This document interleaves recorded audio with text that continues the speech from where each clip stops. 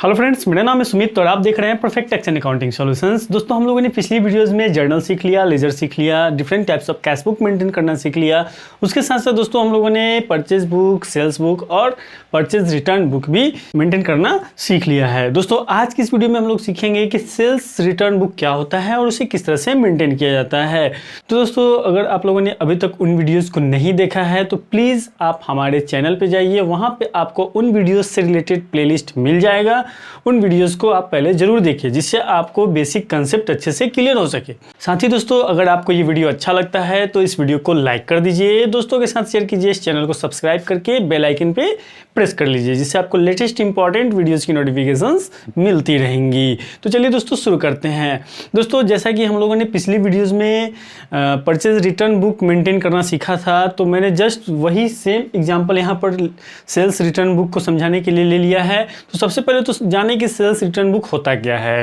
दोस्तों, sales return book जैसा कि नाम से ही पता चल रहा है कि जब भी आप कोई गुड्स सेल करते हैं, जिस गुड्स में आप बिजनेस कर रहे हैं वो गुड्स अगर आप सेल करते हैं और किसी कारण से आपका जो कस्टमर है वो गुड्स रिटर्न कर देता है आपको, ठीक है, तो जब वो रिटर्न करेगा तो उसको आप किस बुक में एंट्री करेंगे, ठीक है, तो उसका एंट्री आप करेंगे सेल्स रिटर्न बुक में। क्लियर है दोस्तों? आइए इसके कुछ इंपॉर्टेंट टॉपिक्स को भी हम समझ लें। जैसा कि यहाँ पे कहा गया है कि कैश सेल्स रिटर्न, जो भी कैश सेल्स रिटर्न होगा उसका एंट्री आप सेल्स रिटर्न बुक में नहीं करेंगे। जैसा कि हम लोग जानते हैं कि जितने भी कैश सेल या कैश परचेज होते हैं उनको आप परचेज बुक या फिर सेल्स बुक में रिकॉर्ड नहीं करते हैं। उसी तरह से दोस्तों, जितने भी कैश सेल होंगे और उसके अगेंस्ट में जो कैश सेल रिटर्न होंगे उसका एंट्री आप सेल्स रिटर्न बुक में नहीं करेंगे। उसके साथ साथ दोस्तों, सेल्स रिटर्न ऑफ एसेट, अगर आपने किसी तरह का एसेट बेचा है और वो किसी कारणवश आपको रिटर्न कर देता है ना, तो उस केस में भी आप उसका एंट्री सेल्स रिटर्न बुक में नहीं करेंगे। क्लियर है दोस्तों? यानी कि एसेट से related entries purchase book, sales book, purchase return book या फिर सेल्स रिटर्न बुक में नहीं किया जाता है। उसके साथ साथ दोस्तों यहाँ पे है credit sales return. Credit sales return, जैसा कि हम लोग जानते हैं कि उधार जब भी आप गुड्स सेल करते हैं तो उसका एंट्री आप सेल्स बुक में करते हैं। उसी तरह जब भी आप उधार गुड्स सेल करेंगे और वो गुड्स अगर रिटर्न आ जाता है तो उसका एंट्री आप सेल्स रिटर्न बुक में करेंगे। क्लियर है दोस्तों? नेक्स्ट है कैश डिस्काउंट। जैसा कि हम लोग जानते हैं कि कैश सेल रिटर्न का एंट्री हम सेल्स रिटर्न बुक में नहीं करते हैं, इसलिए कैश डिस्काउंट का एंट्री भी सेल्स रिटर्न बुक में नहीं किया जाएगा। उसके बाद है दोस्तों ट्रेड डिस्काउंट। तो दोस्तों, ट्रेड डिस्काउंट का एंट्री सेल्स रिटर्न बुक में किया जाएगा। क्लियर दोस्तों? यहाँ पे एग्जाम्पल है, इसकी मदद से हम इस टॉपिक को अच्छे से समझेंगे। अगर हम बात करें दोस्तों सेल्स रिटर्न बुक की, तो जैसा कि हमने पिछली वीडियोज़ में भी बताया है कि फॉर्मेट में ज़्यादा कुछ चेंजेस नहीं है, ठीक है। पहला कॉलम आपका डेट का है, दूसरा कॉलम है पार्टिकुलर्स का जिसमें आप नेम ऑफ कस्टमर यहाँ पे डाल सकते हैं। क्लियर है दोस्तों? उसके बाद आएगा यहाँ पे क्रेडिट नोट, ठीक है। परचेज रिटर्न बुक में आपको यहाँ पे डेबिट नोट का कॉलम मिला होगा और सेल्स रिटर्न बुक में आपको यहाँ पे मिल रहा है क्रेडिट नोट का कॉलम।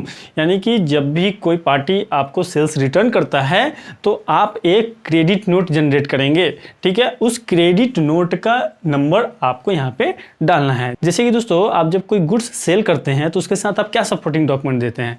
इनवॉइस देते हैं। अगर आप कोई परचेज करते हैं तो उस परचेज के साथ आपके पास कौन सा सपोर्टिंग डॉक्यूमेंट आता है? इनवॉइस आता है। उसी तरह दोस्तों, जब आप परचेज रिटर्न करते हैं तो उसके साथ आप कौन सा डॉक्यूमेंट लगा करके देते हैं? तो डेबिट नोट लगा के देते हैं। और अगर सेल्स रिटर्न होता है तो उस केस में आप कौन सा डॉक्यूमेंट इशू करेंगे? तो वो आप करेंगे क्रेडिट नोट।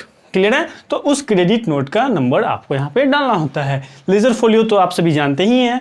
उसके बाद दोस्तों डिटेल्स का कॉलम है जिसमें कि आप आइटम वाइज अमाउंट का डिटेल यहाँ पे डालेंगे। उसके बाद अगर हम देखें तो कॉस्ट का कॉलम है, जीएसटी का कॉलम है, पैकिंग चार्ज का कॉलम है और टोटल अमाउंट का कॉलम है। दोस्तों, मैंने पहले भी कहा है कि जब आप इस तरह के क्वेश्चन को सॉल्व करें तो पहले क्वेश्चन को पूरा रीड कर लें। रीड करने से क्या होगा कि आपको पता चलेगा कि आपको कितने कॉलम्स की ज़रूरत है। मान लेते हैं दोस्तों कि आपको जो क्वेश्चन दिया गया है उस क्वेश्चन में जीएसटी का कोई जिक्र नहीं है, पैकिंग चार्ज का कोई जिक्र नहीं है, तो आपको इन कॉलम्स की ज़रूरत नहीं है। आप सिर्फ क्या करेंगे? Date, particulars, credit note, ledger folio, detail and total amount, सिर्फ इतना ही कॉलम बनाएंगे। लेकिन अगर क्वेश्चन में दिया गया है कि जीएसटी चार्ज किया गया है, पैकिंग चार्ज किया गया है या फिर फ्रेट चार्ज किया गया है या फिर कोई भी एक्स्ट्रा चार्जेस अगर उस पर लगाए गए हैं तो उसका आप अलग से कॉलम बना सकते हैं। क्लियर है दोस्तों? चलिए अब अगर हम क्वेश्चन की बात करें दोस्तों तो ये सेम क्वेश्चन है जो कि हम लोगों ने परचेज रिटर्न में यूज किया था। ठीक है, यहाँ पे मैंने सिर्फ परचेज रिटर्न की जगह पे सेल रिटर्न कर दिया है। ठीक है, तो क्वेश्चन यहाँ पे कहता है कि enter the following transaction in the sales return book of Pankaj traders. ठीक है, पंकज ट्रेडर्स के सेल्स रिटर्न बुक में आपको ये ट्रांजेक्शन्स का एंट्री करना है। तो दोस्तों फॉर्मेट बनाने से पहले आपको ऊपर में लिखना होगा in the books of Pankaj traders और उसके बाद हेडिंग डालना होगा सेल्स रिटर्न बुक। क्लियर है? ट्रांजेक्शन्स की अगर बात करें तो 1 मार्च 2020 को फर्स्ट एंट्री क्या कर रहा है कि return goods from Mohan traders. ठीक है, मोहन ट्रेडर्स को आपने जो सेल किया था वो सेल मोहन ट्रेडर्स ने आपको रिटर्न कर दिया। ठीक है, यहाँ पे दोस्तों हो जाएगा क्रेडिट नोट। ठीक है, यहाँ पे हो जाएगा क्रेडिट नोट। चलिए अब यहाँ पे दोस्तों क्या करेंगे, सबसे पहले तो हम ट्रांजैक्शन का डेट लिखेंगे। क्या हो जाएगा डेट? तो 1 मार्च 2020 डेट हो जाएगा। पर्टिकुलर्स में हम क्या लिखेंगे? मोहन ट्रेडर्स, क्योंकि मोहन ट्रेडर्स ने गुड्स को रिटर्न किया है। ठीक है, तो मोहन ट्रेडर्स यहाँ पे डालेंगे। अगर हम क्रेडिट नोट की बात करें दोस्तों तो क्रेडिट नोट नंबर यहाँ पे दिया गया है, आप इस नंबर को यहाँ पे डाल देंगे। अगर क्वेश्चन में दिया है तो डालेंगे, अदरवाइज उसको वैसे ही रहने देंगे। उसके बाद दोस्तों आइटम वाइज डिटेल हम डाल देंगे। जैसे कि यहाँ पे आप देख सकते हैं 100 जीन्स @(Rs)300, तो यहाँ पे हमने लिखा है 100 जीन्स @(Rs)300। उसी तरह 100 shirt @(Rs)200, 100 shirt @(Rs)200। Clear है दोस्तों? जो भी अमाउंट आया है हमने यहाँ पे लिख लिया है।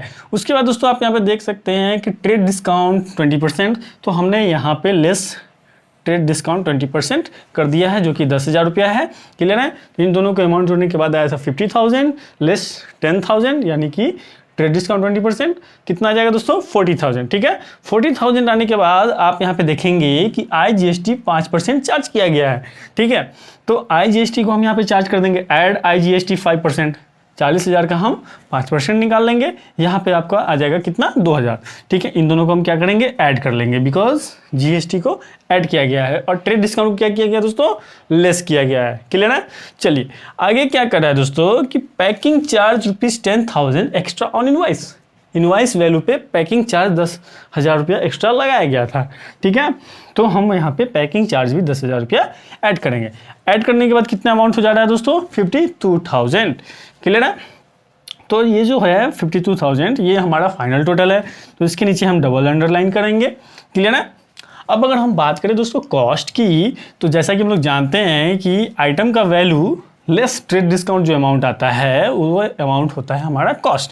ठीक है, बिकॉज GST जो है GST का हम लोग को इनपुट मिल जाता है।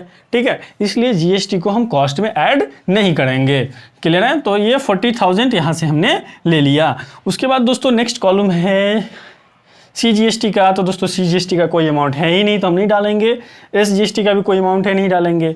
उसके बाद दोस्तों इनपुट IGST, तो IGST का अमाउंट कितना हो जाएगा दोस्तों? 2,000, तो ये 2,000 हमने यहाँ पे डाल दिया। दोस्तों एक चीज़ यहाँ पे आप ध्यान रखिएगा कि अगर आपको GST अच्छे से क्लियर नहीं है तो आप सिंपल यहाँ पे CGST, SGST और IGST लिख सकते हैं। आपको इनपुट और आउटपुट लिखने की ज़रूरत नहीं है। ठीक है, ये इनपुट और आउटपुट यहाँ से आप हटा सकते हैं, ये आपको लिखने की ज़रूरत नहीं है। क्लियर दोस्तों? उसके बाद क्या हुआ दोस्तों कि हमने यहाँ पे पैकिंग चार्ज का अमाउंट डाल दिया जो कि यहाँ पे 10,000 रुपया था। क्लियर है? और टोटल अमाउंट कितना हो जाएगा? 52,000 जो यहाँ पे आपको दिख रहा है। क्लियर है? चलिए नेक्स्ट क्वेश्चन अगर हम देखें तो नेक्स्ट क्वेश्चन है return goods from Ram Gopal for ₹10,000। Ram Gopal को आपने 10,000 रुपया का गुड्स सेल किया था जो कि उसने रिटर्न कर दिया। ठीक है, क्यों रिटर्न कर दिया? As the goods we are not according to the sample, क्योंकि वो गुड्स जो आपने सेल किया है वो सैंपल के अनुरूप नहीं था। ठीक है, तो इसका एंट्री कैसे करेंगे? कुछ नहीं करना है दोस्तों, ट्रांजैक्शन का डेट लिखेंगे, पार्टिकुलर्स में लिखेंगे हम राम गोपाल। चूंकि क्वेश्चन में कोई भी आइटम नहीं दिया गया है इसलिए यहाँ पे भी हम कोई आइटम स्टॉक का आइटम नहीं डालेंगे।